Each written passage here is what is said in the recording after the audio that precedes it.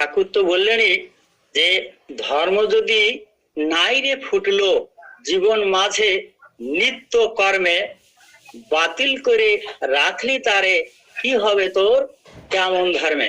তাহলে আমাদের ধর্মটা এই যে আমরা করি বা ঠাকুরের কাজ করি বা যে কোনো যাই যেটাই করুক, তা সেটা যদি আমাদের এই জীবনের যদি না ফুটে উঠলো তাহলে আর কি হলো।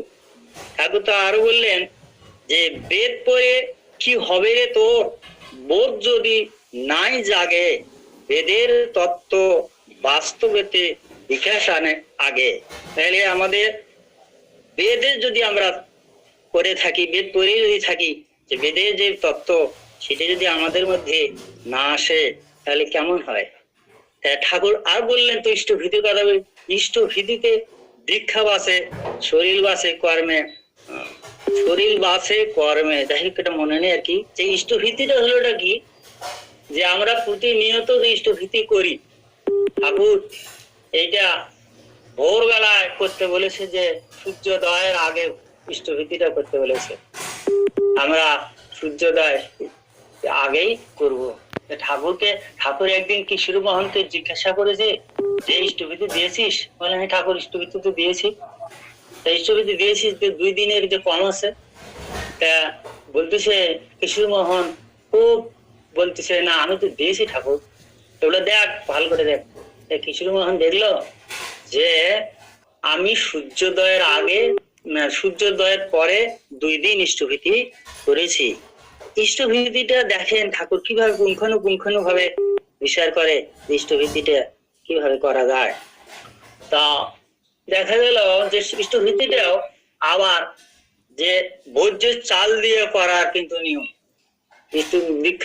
দীক্ষা যখন দেওয়া হয় তখন ভোজ্যের চাল দিয়ে করার কথা বলা হয়েছে। তা এক মাকে একদিন জিজ্ঞাসা করলাম, মা তোমার যে ইষ্টভীতিটা আপ ডাউন হয় এটার কারণ? বলে বাবা বুঝিস না, যে ইষ্টভীতি যে চালের দাম যখন কম বেশি হয় তখন আমার এই ইষ্টভীতিটাও কিন্তু একটু বাড়া কমা হয়। এই যে তার নিষ্ঠাটা, এর মধ্যেই বোঝা যায় যে তার নিষ্ঠাটা কত দূর। ঠাকুর তো আমাদেরকে সবকিছুই তো দিয়েছেন বা বুঝিয়েছেন। ঠাকুর বললেন যে জীবন যাহার বাতাসের মতো সবাইকে পালে পোষে, নিষ্ঠা দীপ্ত ব্যক্তিত্ব তার ঝরে না কা আফসোসে। আমাদের জীবনটা তো সেই বাতাস যেরকম বয়ে যায় তদ্রূপ আমাদের এই জীবন। তা আমরা আমাদের যে সমস্যা যেগুলা আমরা মনে করি, এগুলা মনে না করে যদি আমরা নিষ্ঠা সহকারে ঠাকুরের যে বিধি বিধান আছে সেগুলো যদি একটু মানে চলি তাহলে তো হয়। এটা জীবনটা হলো আমাদের একটা জলের যেরকম নৌকা থাকে, জলের যে সময় আমাদের সুখের পাল তোলে, আবার কখনো দুঃখেরও পাল তোলে। তবে সব সময় ঠাকুর সব সময় সব কিছুতেই রাজি থাকতে বলেছে। সেটা এখন সুখে হোক দুঃখে হোক, সেই সব সময় ঠাকুর এই কথা বলেছে। ঠাকুর বললেন যে দীক্ষা শিক্ষায় একাগ্রতা, মনুষ্যত্ব লাভ, শুদ্ধ বুদ্ধ নিত্যানন্দ মনুষ্যত্ব লাভ, ঠাকুর বললেন। যাই হোক, ঠাকুরের আমি একটা গল্প করি। যে দাদা আর কি ওই আশ্রমের পাশ দিয়ে ভিক্ষা করতে যায়। ভিক্ষা করতে যাইতে যাইতে ঠাকুর তাকে দেখলেন, বলে মানে শোনো, গেলেন। তারপরে ঠাকুর বললেন আমাকে একটা ভিক্ষা দে। আর কি করে দিছে। তখন এটা আশ্রমে আর কি একটু হয়ে পড়ে গেল যে ঠাকুর ভিক্ষা করলো। ঠাকুর বললো যে দেখো এর 3 জন্ম থেকে এই ভিক্ষা করে, এই জন্মে যেন আর ভিক্ষাটা আর যেন না করা লাগে। এইভাবে তাকে সে ধরে নিল। ঠাকুর আমাদেরকে সব দিক দিয়েই সবাইকেই আর কি ভালোরই চেষ্টা করে।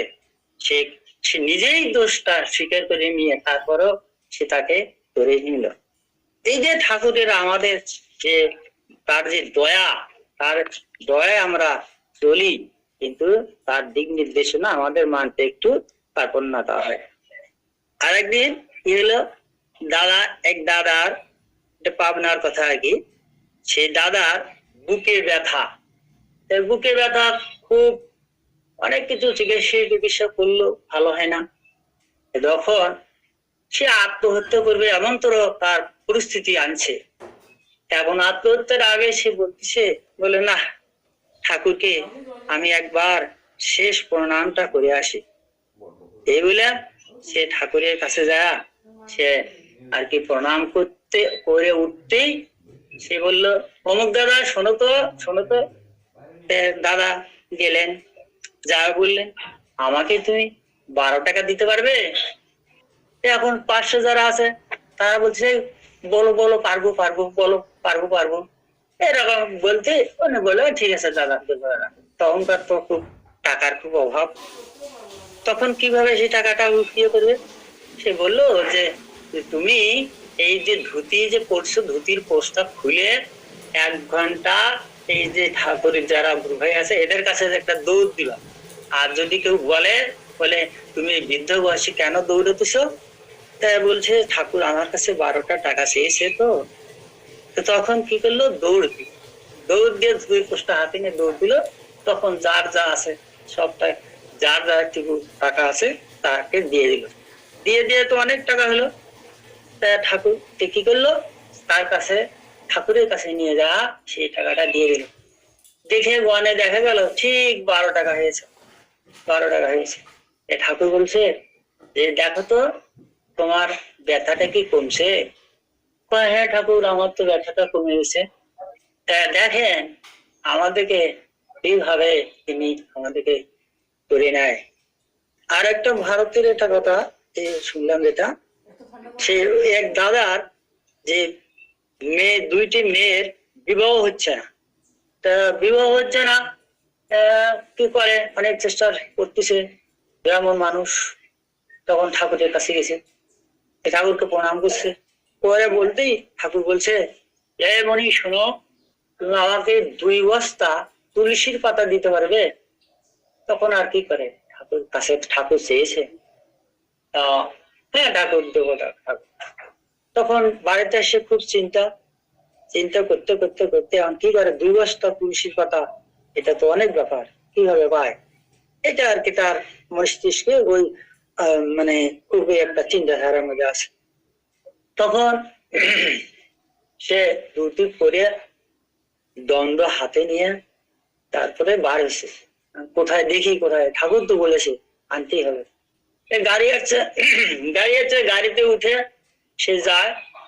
গাড়ি যে সুপারভাইজার, ওনো আবার কি গুরু ভাই, তেনাকে দেখে চিনতে পারছে, দাদা কোথায় যাচ্ছেন? না, কোথায় যাবেন? জানি না। তখন চিন্তা ভাবনা কেমন, জানে না। তখন তার এই কথাগুলো সে শুনছে ওনার কাছ থেকে। শোনার পরে একটা বড় বাড়ি দেখে, 2তলা বাড়ি দেখে তার কাছে শীতল নামিয়ে দিল, যে আপনি এই বাড়িতে যান, যা দেখেন কোথায় পাওয়া যায়। তখন ওই বাড়িতে যা দেখলেন, ওই দাদা খুঁজতেছেন 2টা হলো মেয়ে, সুস্থিনী মেয়ে নেবে, আর ছেলেকে বিবাহ করাবে, 2জনই মাস্টার্স কমপ্লিট। তখন সে ওদের কথোপকথনে, 2জন আলোচনাতে তাদের মধ্যে একটা বিনিময় হলো, ভাব বিনিময় হলো। বিনিময় হওয়ার পরে তারা কি করিল, যে কথাটা ঠাকুর বলেছে, সেই তুলসী পাতার কথা, সেই তুলসীর পাতার 2জনে আবার সংগ্রহ করে ঠাকুর বাড়িতে 2জনে 2 বস্তা ঘাড়ে করে নিয়ে চলে গেছেন। চলে যারা দেখলেন ঠাকুর এত খুশি, যে কে তুলসী পাতা সংগ্রহ হয়েছে, তো বলে হ্যাঁ ঠাকুর হয়েছে। তবে আমি যে ইয়ে নিয়ে, মানে যে এটা আমার মনোভাব নিয়ে আমি এসেছিলাম, সেটাও আমার সংগ্রহ হয়েছে। এই দাদার 2 ছেলে আছে, আমার যে 2 মেয়ে আছে, আমাদের মধ্যে একটা বিবাহর কথা হয়েছে। এই যে ঠাকুর যে কিভাবে কার মিলন করে দেবে, কিভাবে কার সমস্যা দূর করে দেবে, এইটা ঠাকুরকে ধরলেই শুধু পাওয়া যায়। আর তা কিছু নয়। আমাদের হলোটা কি, যেমন পৃথিবীর মধ্যে সবচেয়ে যে বড় ব্যায়াম, এটা হলো একটা সময়। ব্যায়াম এটা হলো সময়, যে যেমন চলে গেলে আর আসে না। আর স্বার্থ স্বার্থ যেটা, সেটা হলো সুখ, সেও বেশি দিন থাকে না।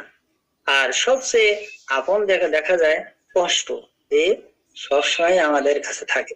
ঠাকুর সেই জন্য বললেন, সময় কিন্তু রয় না বসে, ছুটছে কেবল অবিরল, যা করবে তুই এক্ষুনি কর, ভবিষ্যতে যদি চাস সুফল। ঠাকুর সময় সম্পর্কে আমাদেরকে সচেতন করে দিলেন। আর যা কিছু একটা যে করা, যে আগে ঠাকুর কিন্তু বলেছেন, শুভকর্মী আসি শুভ, মন্দে কিন্তু মন্দির রয়, বিধির বিধান কপাল জুড়ে তাহাই রয়। ঠাকুর এই যে শুভ কাজ, যে কোনো একটা শুভ কাজ করতে গেলে একটা ঠাকুর প্রার্থনার কথা বলেছেন, যে প্রার্থনা একটা দিয়ে তারপরে আমরা যে কোনো কাজ করব। যেমন আমরা যদি ইয়ে করি, মানে যে কোনো একটা অনুষ্ঠান আদি করি, তার আগে ঠাকুর ডাকি, ডেকে নান্দি মুখে শ্রাদ্ধ করি, করার পরে তারপরে আমরা কিন্তু যে কোনো বিবাহ ক্ষেত্র হোক আর যে কোনো কাশি হোক যাই। আমাদের আপদ বিপদ থাকবেই। হ্যাঁ, আপদ বিপদ সম্পর্কে ঠাকুর বাণী দিছেন, যতই আসুক আপদ বিপদ, যেমনই হোক প্রাণ, ইষ্ট ভীতি আনে আনে সবার পরিত্রাণ। তা আমরা আপদ বিপদ থেকে এড়াতে গেলে তাহলে আমাদেরকে আমার ঠাকুরের যে দিক নির্দেশনা, এটা বুঝতে হবে। তা এগুলো জিনিস হলো কি নিজের ব্যাপার। নিজে যদি আমি যদি একটু যদি খালি যদি সতর্ক থাকি, তাহলে আর কোনো কিছুতেই আমাকে তলাতে পারবে না। তা আমাদের যে নিত্য কর্ম, যেটা সে উঠে কর্মবেলায় কর্ম মুহূর্তে আমাদের নাম ধ্যান করার কথা ঠাকুর বলেছেন। 30 থেকে 45 মিনিট যে নাম ধ্যানটা করার কথা ঠাকুর বলেছেন, নাম ধ্যান করব, তারপরে ইষ্টভীতিটা করব, তারপরে প্রার্থনা করব, প্রার্থনা করার পরে থানকুনি পাতা খাবো। এই যে কাজ সকালবেলা এই কয়েকটা কাজ করলেই কিন্তু আমাদের যথেষ্ট। আর সবসময় একটু নাম করার কথা ঠাকুর বলেছেন, যেমন উষায় নিশায় মন্ত্র সাধন, চলাফেরায় জপ, যথা সময় ইষ্ট নির্দেশ, মুক্ত পাড়ায় তপ। এই আমাদের উষায় নিশায় যে মন্ত্র সাধন, যেটা ঠাকুর বলেছেন, একটু বুঝলি হয়ে গেল, আর কিছু নয়। যাই হোক, আর সময় কেমন জানি হইলো জানি না আমি, একটু বলেন দাদা, বলেন 5-7 মিনিট। আচ্ছা, আচ্ছা ঠিক আছে। আমাদের আমরা যেগুলো কাজ করি, এই কাজের মধ্যেই সবকিছুই আমাকে বুঝতে হবে। কাজের মধ্যে আমাদের ঠাকুর সবকিছু নির্ভর করে। আমরা দেখি যেটা, যে সত্যানুসরণ পাঠ করি আমরা, সত্যানুসরণে বলেছেন যে অর্থমান যশ ইত্যাদি পাওয়ার আশায় আমাকে ঠাকুর সাজিয়ে ভক্ত হয়ে না। তোমার ঠাকুরত্ব না জাগলে তোমার কেন্দ্র ঠাকুরও নয়, কেন্দ্রও নয়। আমার ঠাকুরত্ব, আমি ঠাকুরকে কোথায় খুঁজতে পাবো, খুঁজে পাবো? ঠাকুর তো বললেনি, ভগবানকে খুঁজতে গেলে পাবি না তিনি কোনোখানে, ভক্ত জনে দীপ্ত তিনি ভজনা দীপ্ত ভজনা আসনে। আমি ভগবানকে কোথায় খুঁজতে যাব? ওই মন্দিরেও পাবো না, তারপরে বাতাসেও পাবো না, আকাশেও পাবো না, কোথাও পাবো না। তবে ঠাকুরকে, ভগবানকে খোঁজা লাগবে আমার নিজের মধ্যে। আমাকে নিজের মধ্যে আমাকে খুঁজতে হবে, তাহলে আমার ঠাকুর উপলব্ধি হবে। তবে এটা কিভাবে আমরা হবে? নাম ধ্যানের মাধ্যমে আমি যাজিত যখন হব, নিজে যাজন হয়ে যাজনশীল হয়ে উঠবো, তখন আমার মধ্যে তাকে দেখতে পাবো। নাম ধ্যান ছাড়া কোনো কিছুই সম্ভব নয়। তা যে কোনো কাজই নাম ধ্যান ছাড়া বা ঠাকুর কাজ ছাড়া কোনো মতেই সম্ভব নয়। তবে যেগুলো জিনিস আমরা খুঁজি অনেক টাইম খুঁজতে খুঁজতে দেখা যায় যে বলেছে যে হলো সরল মন থাকতে হবে, মধুর বচনও থাকতে হবে, বুক ভরা প্রেমেও থাকতে হবে। এগুলো জিনিস, তাছাড়া সম্ভব নয়। আর মানুষকেও ভালোবাসতে হবে। ঠাকুর তো বলেছেনই, মানুষ আপন টাকা পর, যত পারিস মানুষ মানুষ যাহার স্বার্থ হয়, পাওয়া তার পাওয়া তার ব্যর্থ। মানুষ না থাকলে তার কিছুই নাই। টাকা অনেক আছে কিন্তু আমার মানুষ নেই। আমি অসুখে পড়লাম, আমাকে মেডিকেলে নিয়ে যাওয়া হলো, যে আমার মানুষ নেই। হ্যাঁ, মানুষ যদি থাকে তার সবই থাকে। এগুলো মনে করো এখন মানুষের প্রতি আমাদের ঠাকুর আরো তো বললেন, পশি তোর নিপাত যাবে, তুই বুঝি সুখ পাবি, যা ছুটে যা, যা ছুটে যা, তারাই যে তোর বাঁচার পুঁজি। তাহলে আমাদের পশির সাথে একটা ভালো সম্পর্ক রাখতে হবে। সেটা ভাই হোক, তারপরে পাড়া প্রতিবেশী হোক, এদের সাথে আমার একটা সম্পর্ক ভালো রাখতেই হবে। তা নাহলে এদের সাথে যদি আমি বিরোধিতা করি, তাহলে এরা যদি আমার শত্রু হয়, তাহলে আমার টিকে থাকাটা কঠিন ব্যাপার। সেই জন্যই ঠাকুর ওই কথা বললেন আমার সঙ্গটাও ভালো দিতে হবে।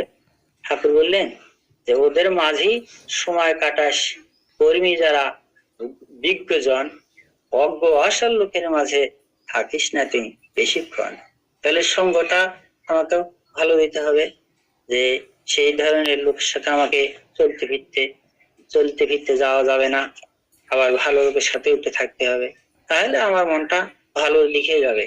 যেমন দেখা যায় যে লোহা না, চুম্বক যেমন লোহা নিকেলকে আকর্ষণ করে, আবার দেখা যায় যে লোহাটা একটা আলপিনকে আকর্ষণ করেছে।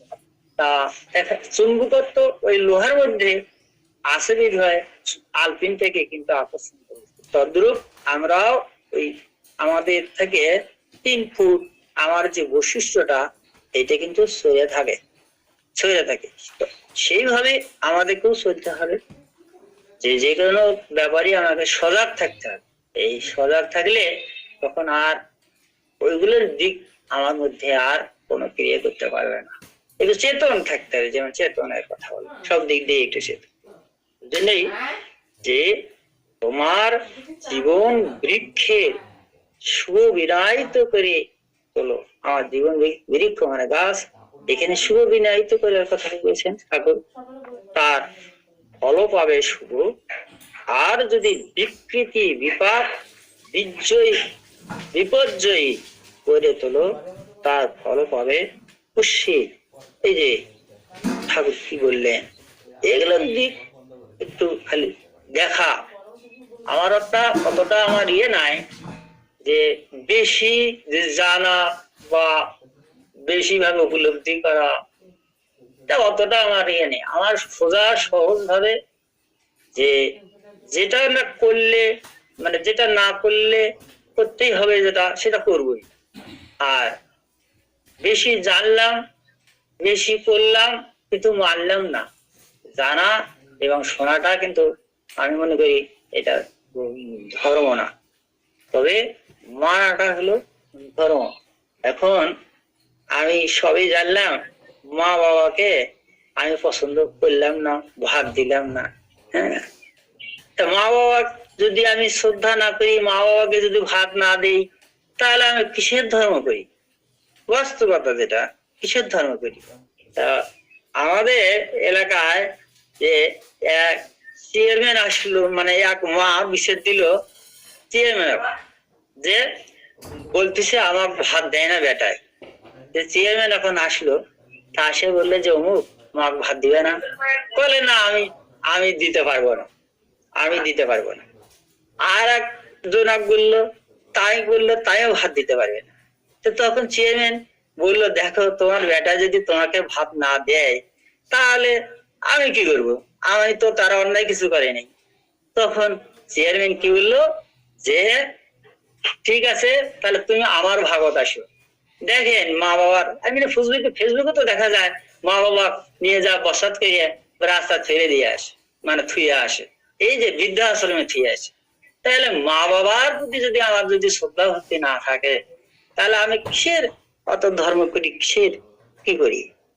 তো যাই হোক দাদা, পরিশেষে আর কি, অনলাইনে উপস্থিত সবারই মঙ্গল প্রার্থনা করি পরম দয়ালের কাছে।